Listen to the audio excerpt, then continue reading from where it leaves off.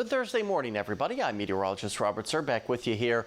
Another check of that forecast and another check of the calendar. We are now under 40 days away from Labor Day, the unofficial end of summer. Under 100 days to go until Halloween. I know the little ones looking forward to that, and they're really looking forward to Christmas. Just 5 months from today is the big day where Santa will come and deliver all those gifts to the little ones. So if you haven't started putting your list together, you might want to get to it because it'll be here really before you know it. In the short term, look at our rainfall for July, a very, very wet month overall. And you can see we are just about 3 inches wetter than we should be for the month of July. And there's more rain that is in the forecast here over the next couple of days here. A couple of afternoon showers and thunderstorms possible today. I think most of Friday should be dry though and slightly less humid.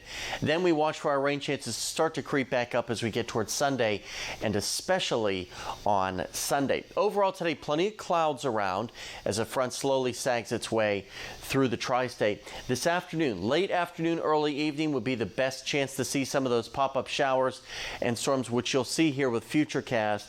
Mainly dry this morning and through the lunch hour, but by the time we get to this evening, here comes a couple of those showers and storms. We're not looking at severe weather, but if you get caught under a couple of these storms, primarily be torrential rainfall. It'll pour for 10 or 15 minutes, then the storm will either fizzle out or move out of your area.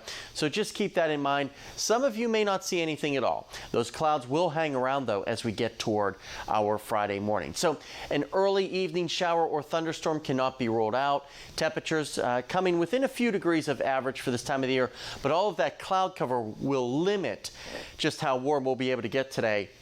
As you see, overall upper 80s instead of lower 90s for our high temperatures. And then lows tonight right about where we should be, right around 70 degrees. On the flip side, all that cloud cover will kind of act as a blanket to keep nighttime temperatures a little bit warmer than they should be.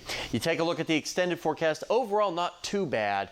The best chance for widespread rain, I think, will come on Sunday as that front that'll be to our south slowly lifts its way north. Once it does so, humidity will start to increase by early next week.